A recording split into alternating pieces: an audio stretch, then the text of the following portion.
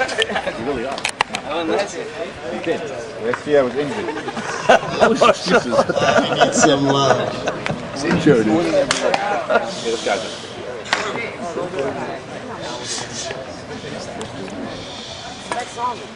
This isn't an AA meeting, so I can't introduce myself as an alcoholic. But I am one.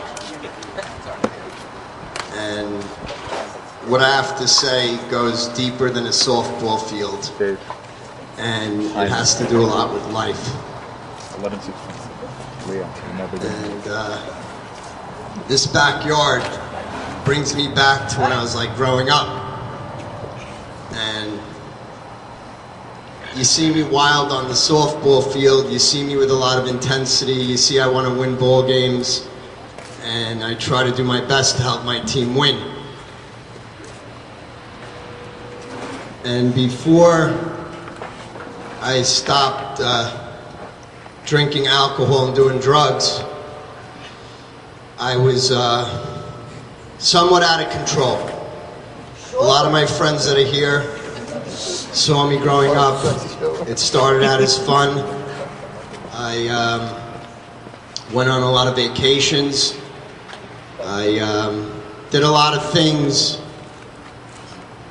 that thought were cool, but it ended up being nothing but misery and living hell on earth, because I let alcohol and drugs get the better of me as a person, and I couldn't control it. It controlled me, and it took over my life. And I wound up on August 2nd of 1994 knocking on Sherry and Nathan's window because I was scared and I was running from the police, and I was running for my life.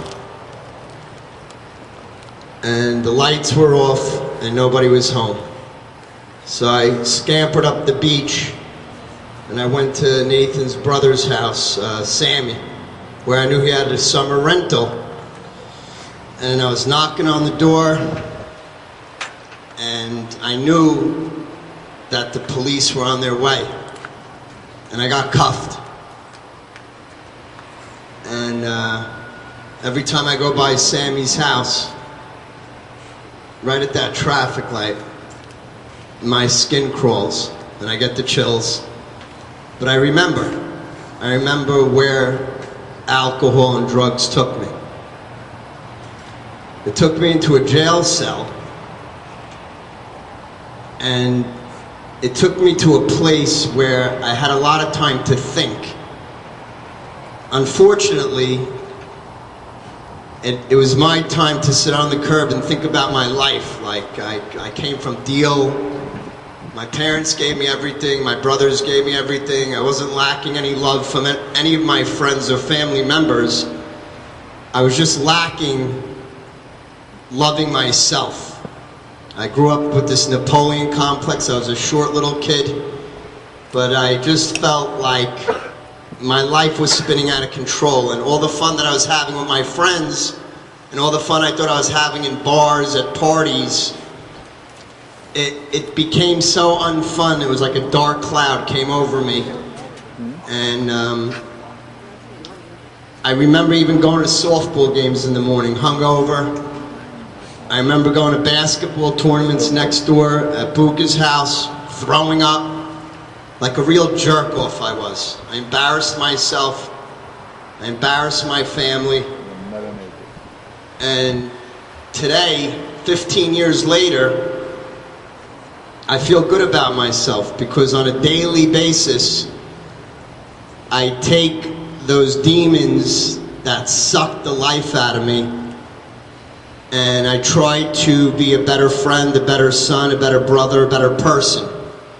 So whoever's borderline not sure if alcohol or drugs is bad, let me tell you, there's no word I could describe to tell you the feeling that I did have and that I have today. I'm still fun, I still have a personality, I'm still liked, And I'll never forget the words Sherry told me, "You don't need alcohol, Richie. You're one of the funniest people in this community. You don't need alcohol." She didn't know that I was in the grips. She didn't know the manipulating, the sneaking, the cheating, the lying I did. And Nathan used to remind me all the time. He said, people are laughing at you, not with you.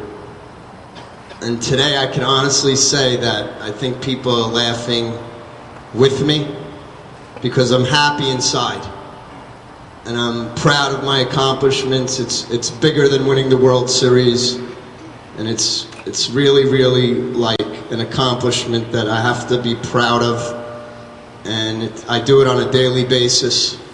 And if anybody here has any questions or any doubts about drinking and drugging, please see me at any time. Because I could show you a much better way. And it's about growing up, and some people have to experience it, and they have to have a little bit of fun doing it.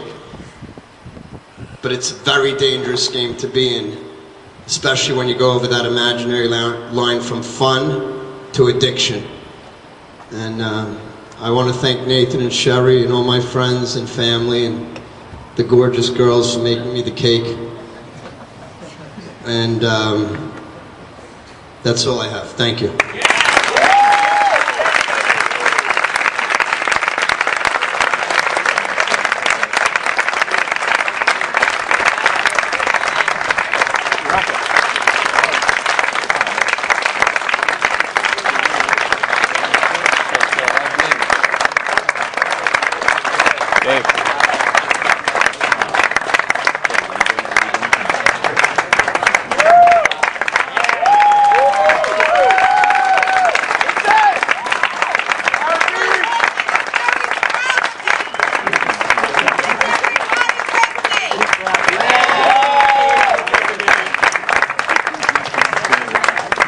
Transcripts of that speech available at barnesandnoble.com.